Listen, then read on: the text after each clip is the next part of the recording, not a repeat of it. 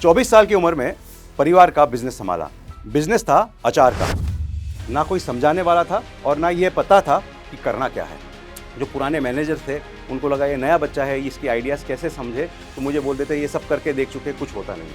क्या क्या नहीं करना चाहिए उसका एक मैं गुरु हूँ, क्योंकि मैंने इतनी मिस्टेक्स की।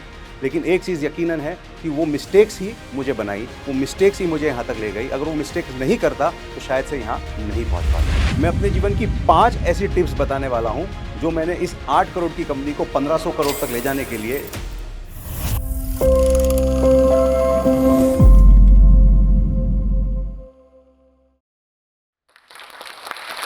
नमस्कार, मेरा नाम है दीपक संघवी और मैं हूं मैनेजिंग डायरेक्टर एंड सीईओ निलॉन्स इस कंपनी का, जो भारत की सबसे टेस्टी और सबसे बेहतरीन अचार की कंपनी है और भारत की सबसे बड़ी अचार की कंपनी है। मुझे यकीन है आपने कभी ना कभी निलॉन्स का अचार जरूर खाया होगा। चलिए आज उसी की कहानी आपको सुनाता हूं। जो लोग अपना इतिहास भूल जाते हैं वो लोग इतिहास नहीं बना पाते। बस यही एक कहावत मेरे जीवन का पूरे जो जर्नी रही है उसका एक बहुत बड़ा हिस्सा है। क्योंकि बचपन से मुझे एक चीज़ का बहुत शौक था, अपने पापा और बड़े पापा के पास जाके उनकी जर्नी, उनके अपने परिवार के हिस्से, हम कैसे राजस्थान से 190 साल पहले खाली आता है और एक छोटे से गांव में एक इतनी बड़ी कंपनी खड़ी कर दी। और उस हिस्सों को और उन कहानियों को सुन के आज मैं एक व्यक्ति बना हूं जो एक इतिहास खुद बनाने के राह पे चल चुका हूं। बात शुरू होती है 1942 की, जब हम 190 साल पहले एक गांव में राजस्थान से आए। आके धीरे धीरे करके किसान बने, किसान से एक अच्छी खेती जमा की और उस गांव में नींबू की खेती करी। और नींबू का उस समय बहुत ज़्यादा मूल्य नहीं होता था। लेकिन 1942 में जब वर्ल्ड वॉर चालू हुआ तो जो इंडियन ब्रिटिश आर्मी थी, तो लाइम जूस कॉर्डियल, ये वॉर के लिए लाइम एक हीलिंग का रोल प्ले करता है, तो उसके लिए लाइम जूस कॉर्डियल का रिक्वायरमेंट ब्रिटिश इंडियन आर्मी से आया। और 1942 में मेरे दादाजी और परदादाजी ने पहली बार एक मैन्युफैक्चरिंग यूनिट डाली जिसमें वो लाइम जूस कॉर्डियल बना के इंडियन ब्रिटिश आर्मी को सप्लाई करते थे। तो वहाँ से एक पहली बार परिवार में कि एक किसान बिजनेस भी कर सकता है, उसकी शुरुआत हुई। मेरे दादाजी का देहांत बहुत कम उम्र में हुआ, तो मेरे बड़े पापा को 15 साल की उम्र में पढ़ाई छोड़ के खेती करने आना पड़ा, क्योंकि घर में सबसे बड़े वही थे। लेकिन मेरे पापा को भी जब वापस बुलाया गया तो बड़े पापा ने उनके दादाजी के साथ लड़े कि छोटा है, ये पढ़ना चाहता है, खेती मैं सँभालूँगा, उसको पढ़ने दीजिए। तो ये बहुत बड़ी सीख आई कि कैसे 2 भाई एक परिवार में एक सैक्रिफाइस कर लेता है ताकि अगला वाला आगे जा पाए। ये एक जर्नी, छोटे-छोटे इतिहास जो मुझे अपने लाइफ़ में जो बनाते हैं, ये सब किस्सों से बनाते हैं। फिर जब पिताजी बीएससी एग्रीकल्चर करके गोल्ड मेडलिस्ट करके गाँव में लौटे, तो बड़े पापा ने कहा, "तू इतना पढ़ लिखा है, हम खेती दोनों ही करेंगे, सेम खेती में 2 लोग अपने-अपने विचार देंगे, तो शायद से परिवार में मतभेद होगा। एक काम कर, तू इतना पढ़ा लिखा आया है, खेती मैं सँभालता हूँ, तुझे कितना पैसा चाहिए मैं खेती से देता हूँ, एक व्यवसाय बनाते हैं।" और वहाँ से शुरुआत हुई निलॉन्स की, एक व्यवसाय की। पहले 5 साल, मतलब पहला प्रोडक्ट तो लाइम जूस कॉर्डियल ही था, क्योंकि 1942 में पहली बार बना के बेचे थे, तो वही प्रोडक्ट हुआ। फिर स्क्वॉशेस हुए, उसके बाद जैम, सिरप्स, कैन्ड प्रोडक्ट्स हुए और किसी भी प्रोडक्ट में प्रॉफ़िट नहीं आ रहा था। लगभग 7 साल हो गए थे व्यवसाय को और पैसा बिल्कुल कमाया नहीं, हर साल घर से पैसा जा रहा था। तो बड़े पापा को लगा शायद से मेरे कहने से छोटे भाई ने, मेरे पिताजी ने बिज़नेस चालू किया है और उसमें नुकसान हो रहा है, तो उसको बंद करना होगा, लेकिन उसकी हिम्मत नहीं हो रही होगी, तो मैं ही जाके पूछ लेता हूँ कि भई तुझे वापस खेती करनी है क्या? बिज़नेस बंद करना है क्या? तो जब उन्होंने आपस में बात की, तो पिताजी ने कहा कि जहाँ पैसा खोया है, वहीं तो मिलेगा, कहीं और कहाँ से मिलेगा? अगर यहाँ निलॉन्स में खोया है, तो निलॉन्स में ही मिलेगा। और वो ऐसा साल रहा जहाँ एक्चुअली 7 साल बाद व्यवसाय जो है, जो बिज़नेस है, वो प्रॉफ़िट में आया और वहाँ से निलॉन्स ने पीछे मुड़ के नहीं देखा। बिज़नेस चलने लगा, अचार का बिज़नेस हुआ, क्योंकि पहला प्रोडक्ट जो सक्सेसफुल हुआ वो अचार हुआ। उसके बाद एक टूटी फ्रूटी जिसके लिए हम जाने जाते हैं, ये एक प्रोडक्ट जिसका शायद से इंडिया में उसकी शुरुआत निलॉन्स कंपनी ने ही की। वो भी एक बड़ा प्यारा किस्सा है कि टूटी फ्रूटी उससे पहले इंडिया में कोई बनाता नहीं था, प्रोडक्ट ही नहीं था। और हमारे केमिस्ट ने जो इंग्लिश जर्नल होती है उसमें कैसे एक कैंडिड फ्रूट बनाते हैं उसको पढ़ के एक प्रोडक्ट बनाया, पपाया से, कच्चे पपीता से लेके टूटी फ्रूटी बनाया और मेरे पिताजी को दिया, उनके डाइनिंग टेबल पे रखा। तो गुजरात के एक हमारे एजेंट जो मनसुख भाई गांधी है, वो फैक्ट्री विजिट के लिए आए थे। पिताजी के टेबल पे उस प्रोडक्ट को देखते हैं, खा के चखते हैं और बोलते हैं, "ये तो अच्छा मीठा प्रोडक्ट है, गुजरात में पान बहुत चलता है। मैं पान में गुलकंद के साथ इसको डाल डाल सकता हूँ, ये कलरफुल चीज़ें अच्छी दिखेगी, शायद से चल जाएगा।" और वहाँ से एक ऐसा प्रोडक्ट जो इंडिया में हर बच्चे के अपने जीवन के बचपन के मेमोरीज़ का है, एक प्रोडक्ट का इजाद हुआ और वहाँ से इंडिया में हम टूटी फ्रूटी, आज चाहे अमूल आइसक्रीम हो, या क्वालिटी वॉल्स आइसक्रीम हो या मदर डेयरी हो या कराची बेकरी हो, वो रंग बिरंगे कलरफुल पीसेस है, उसकी शुरुआत 1971 में निलॉन्स में मेरे पिताजी ने की थी। वहाँ से जर्नी चलती रही, काफ़ी उतार-चढ़ाव देखे, स्ट्राइक्स देखे, 1970-80 में माहौल स्ट्राइक्स का था, 70-70 दिन फैक्ट्री बंद है, जो वर्कर आपके लिए जान लगाते थे, वही आपके खिलाफ होके फैक्ट्री के बाहर खड़े हैं, ये सारी जर्नी देखी और देखा कि हर कठिनाई में जब आप 2 कदम पीछे गए, उसके बाद आप अगर लगे रहे, लड़े रहे, तो आप 8 कदम आगे भी आए। तो एक और चीज़ इतिहास से सीखी कि लाइफ में उतार-चढ़ाव आएँगे ही आएँगे, हर चीज़ एक परफेक्ट स्ट्रेट लाइन ग्राफ ऊपर नहीं जाती, आपको बीच-बीच में ऐसी चीज़ें आती हैं जो आपको 2 कदम 4 कदम पीछे धक्का देती है, पीछे पहुँचा देती है। लेकिन अगर हार नहीं माने, अगर लगे रहे, उद्देश्य सही है, दिशा सही है, सोच सही है और अगर आप लगे रहे, तो मौका मिलता है और आप 10 कदम आगे फिर जाते हैं। ऐसा एक मौका उस स्ट्राइक के बाद आया, जहाँ पे हमारी एक ही फैक्ट्री थी, 70 दिन तक स्ट्राइक चली, नारे लगे, हाय हाय क परिवार के नाम से और इतना जब नारे लगते 100 लोग बाहर बैठ के नारे लगाते तो ऐसा लगता हम ये कर क्यों रहे हैं? इतना एम्प्लॉयमेंट जनरेट कर रहे हैं, सब कुछ कर रहे हैं, लेकिन ये कर क्यों रहे हैं? सब लोग अपने बारे में तो खिलाफ बोल रहे हैं। तो वहाँ पे एक लॉयर थे जो स्ट्राइक के लॉयर थे, बोले कोई बात नहीं, स्ट्राइक में ऐसा ही होता है, लेकिन यकीन मानिए अगर स्ट्राइक जब खत्म हो जाएगी, उसके 3 साल के अंदर-अंदर आप अपनी सेकंड फैक्ट्री लगाएँगे। और वाक़ई ही में वैसा हुआ, स्ट्राइक खत्म हो गई, जो स्ट्राइक के समय लग रहा था कि व्यवसाय क्यों चला रहे, बंद कर देना चाहिए, उसके ठीक 2 साल के अंदर अगली फैक्ट्री लगी क्योंकि इतने बड़े तकलीफ से जब आदमी निकल के आ जाता है, तो वो सोचता है अगर ये कर सकता हूँ, तो कुछ भी और कर सकता हूँ। तो वहाँ से अगली फैक्ट्री की शुरुआत हुई और यहाँ तक बनती है कि निलॉन्स की जर्नी कैसे रही। फिर 2001 में लगभग वही हुआ जो मेरे पिताजी और बड़े पापा के साथ हुआ था। यंग उम्र में मैंने अपने पिताजी को खो दिया। मैं 24 साल का व्यक्ति था। बड़े पापा के कोई बेटे नहीं, सारी बेटियाँ, मुझे भी बड़ी बहनें, घर का इकलौता बेटा मैं ही था। और 24 साल की उम्र में एक ऐसे व्यवसाय में मुझे डाल दिया गया जिसको मैंने बचपन से देखा तो था, लेकिन कभी चलाया नहीं था।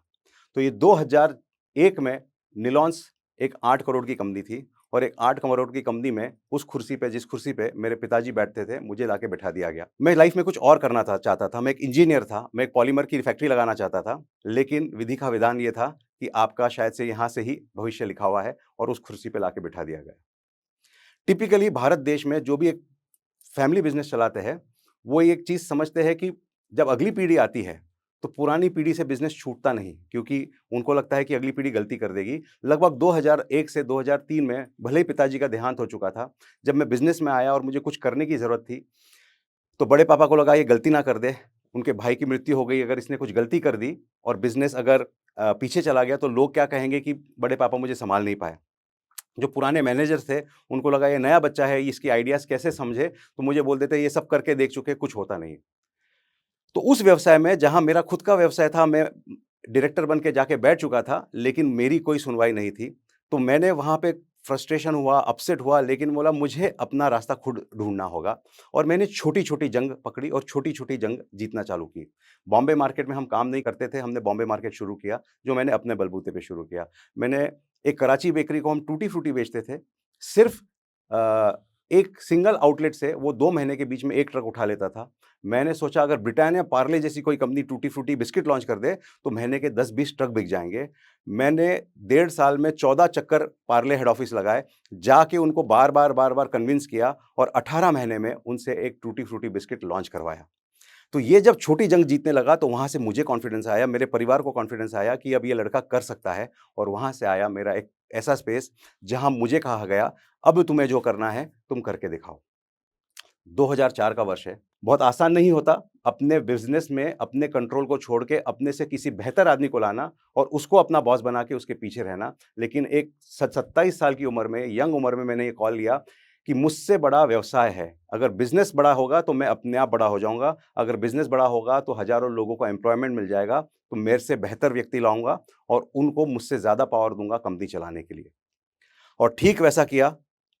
एक सीईओ को लेके आया जो आईटीसी, हिंदुस्तान लीवर ऐसी बड़ी-बड़ी कंपनी में काम किए थे और उनको 3 शर्तों पे लाया। पहला शर्त कि अगर उनका और मेरा डिसीजन में डिफरेंस है, तो उनका डिसीजन फाइनल होगा। मार्केट में निलॉन्स उनके चेहरे से जानी जाएगी, मेरा चेहरा नहीं आएगा। और नंबर 3, उनको बहुत कम सैलरी पे लाया था, उनकी सैलरी उस वक़्त ज़्यादा थी। जितना व्यवसाय वो पहले 3 साल में, 4 साल में ग्रो करेंगे, उसका कुछ हिस्सा उनका सैलरी में भी इज़ाफ़ा होगा क्योंकि उन्होंने बिज़नेस को ग्रो किया। और ये डिसीजन का पावर इतना रहा कि जो कंपनी 1962 से 2004 तक केवल 8 करोड़ पहुंची थी, वो अगले 5 साल में 2008 में 80 करोड़ की हो गई, 10 गुना बड़ी कंपनी हो गई।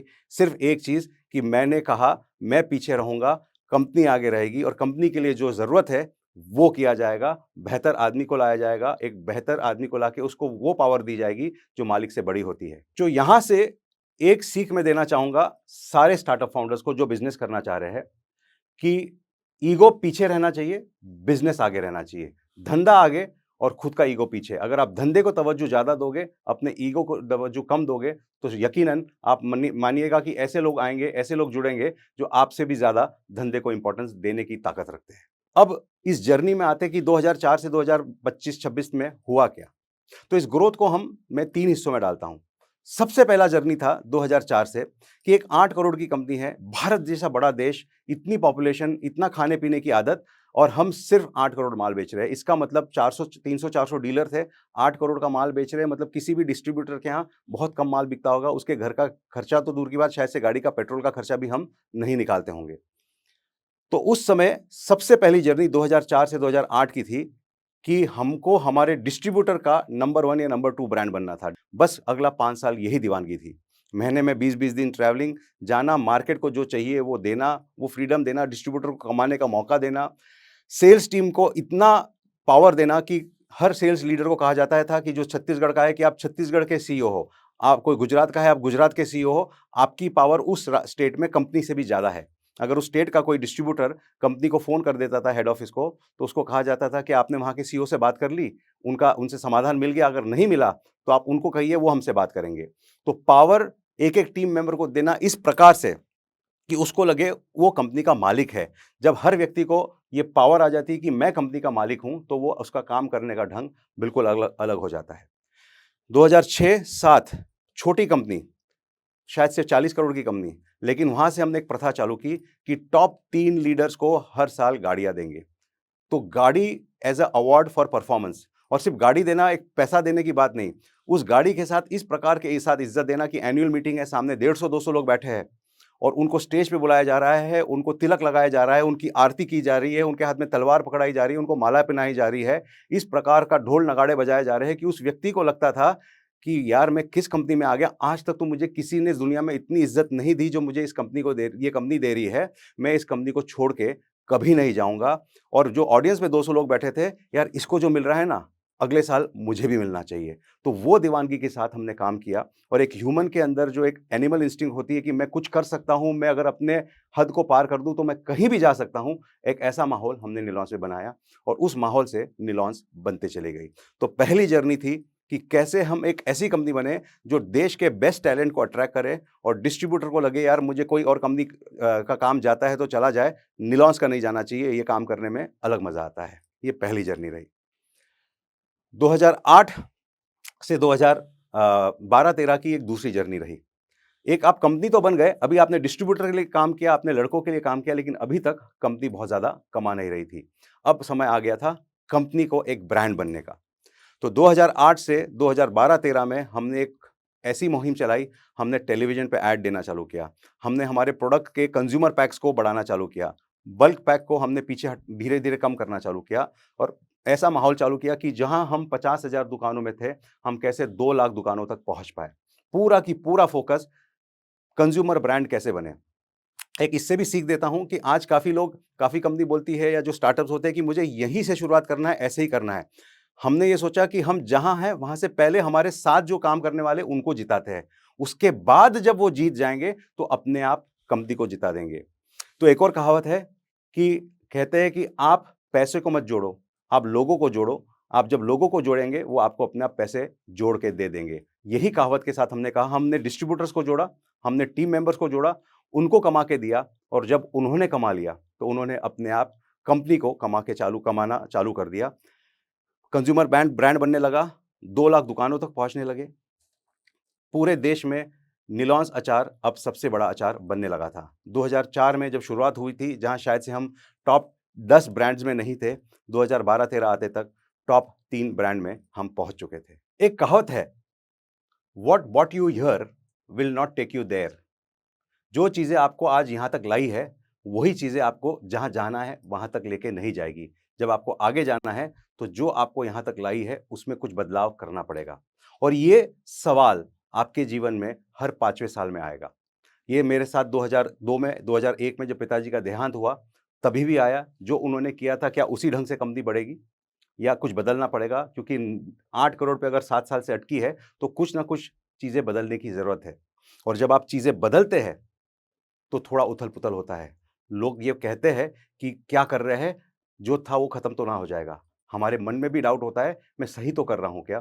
लेकिन अगर आपको ये क्लैरिटी है कि what got you here will not take you there, जो आपको चीज़ यहाँ तक लाई है, वो आपको जहाँ जाना है वहाँ तक नहीं लेके जाएगी।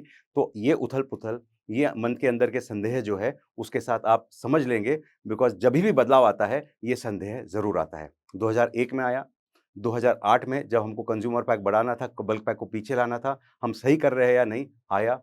फिर 2012 में जब हमने अपने आप को कंज्यूमर पैक बढ़ा दिया, उसके बाद जब हमको डिस्ट्रीब्यूशन का विस्तार करना था और मसाले की कैटेगरी का लीडर बनना था, उस वक़्त भी आया।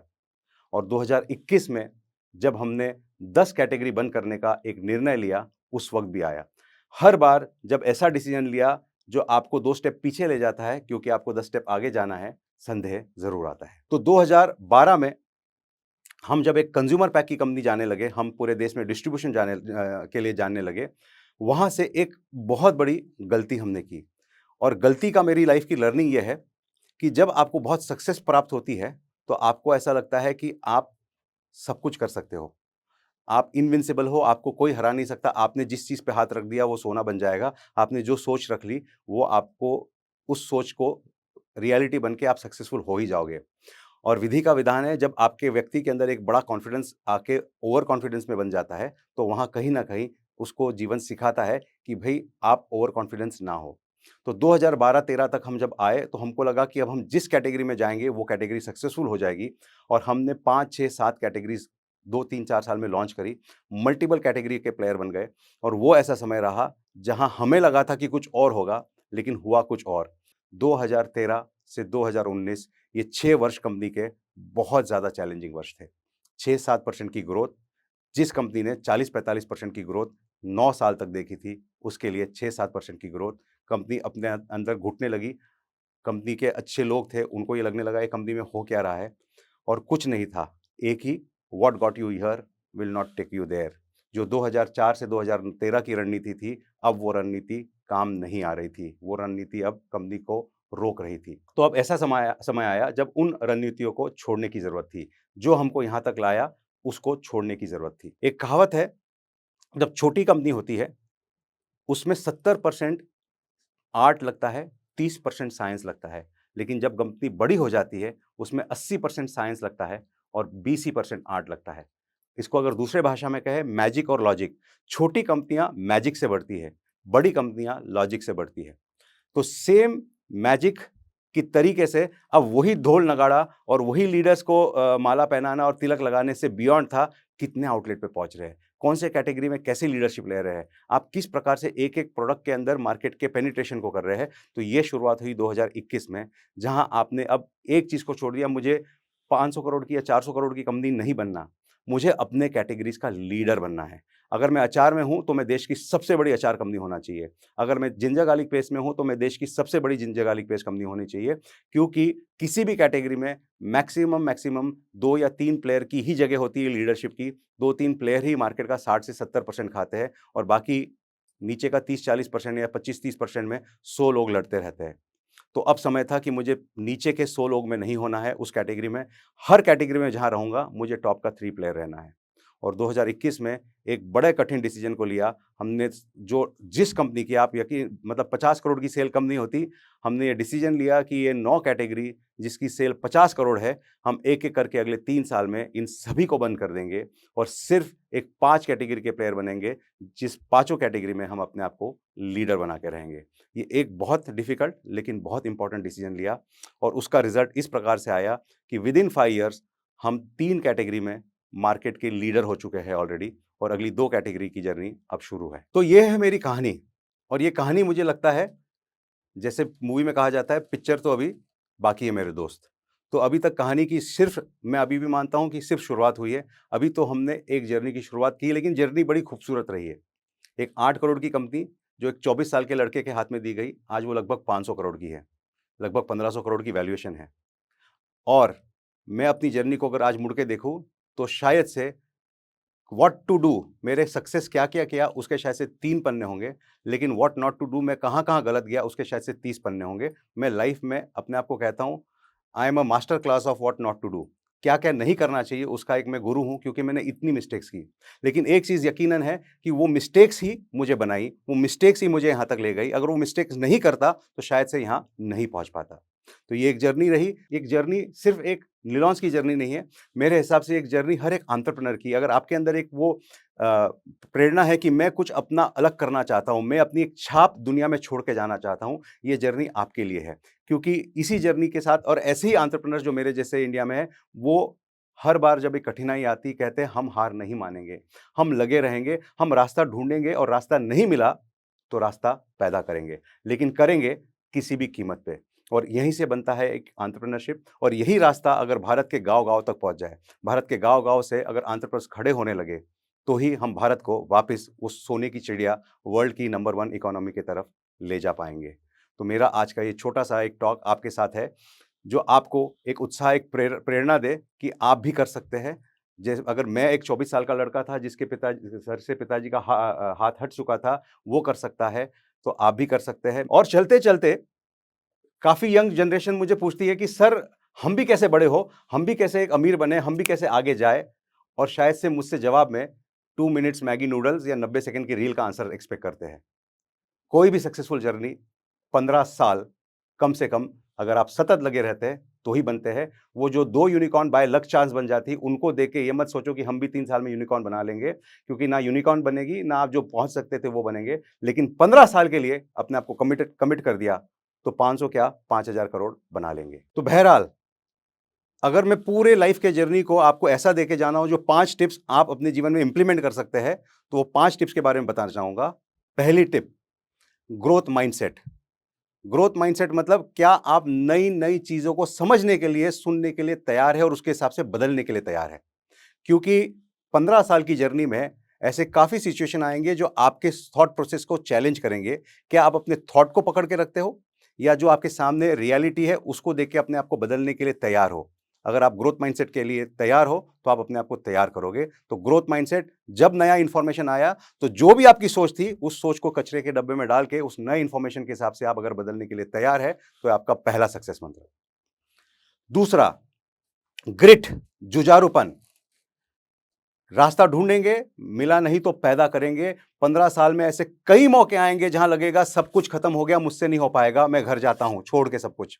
लेकिन जो लगा रहता है, जो बना रहता है, जो रास्ता नहीं मिलता तो ढूंढता है, नहीं ढूंढ पाया तो पैदा करता है, वही पहुंचता है। तो क्या आपके अंदर वो ग्रिट है, वो जुझारूपन है कि आप अपना रास्ता ढूंढेंगे? तीसरी चीज, life is nothing but a series of decision making and so is business. जीवन और बिजनेस और कुछ नहीं, एक डिसीजन के बाद अगला डिसीजन लेना, यही है। और लाइफ में जब आप सही डिसीजन लेते हैं तो सीढ़ी दर सीढ़ी ऊपर जाते हैं, लेकिन अगर गलत डिसीजन लेते हैं तो सीधा एक फ्लोर नीचे आते हैं। आप डिसीजंस कैसे लेते हैं? 3 प्रकार के डिसीजन होते हैं। एक को कहा जाता है हैट, एक को कहा जाता है हेयर कट और एक को कहा जाता है टैटू। हैट मतलब टोपी बदलना। टोपी आसानी से बदली जाती है, कोई फर्क नहीं पड़ता। ये टोपी पहनी, निकाल के अगले सेकंड में दूसरी पहनी। कुछ डिसीजन ऐसे होते हैं जो टोपी बदलने के जैसे है, उसका आपके जीवन में कोई असर नहीं होता। दूसरा है हेयर कट। अगर हेयर कट गलत हो जाए तो आपको उस हेयर कट के साथ 2-3 महीने बने रहना पड़ता है, क्योंकि हेयर कट अब गलत हो गई, अब जब तक वापस बाल बड़े नहीं होंगे आप उसको ठीक नहीं कर पाएंगे। तो कुछ डिसीजन ऐसे हैं जो हेयर कट की तरह है, अगर आपने गलत ले लिए तो आपके साथ कुछ महीने तक उसका असर बना रहेगा। और तीसरा है टैटू। अगर आपने शरीर पे टैटू खुदवा लिया तो वो आपके साथ जीवन भर आपके शरीर पे बना रहेगा। तो कुछ डिसीजंस ऐसे होते हैं जो टैटू की तरह होते हैं, उसके डिसीजंस के इम्पैक्ट बहुत लंबे तक जाते हैं।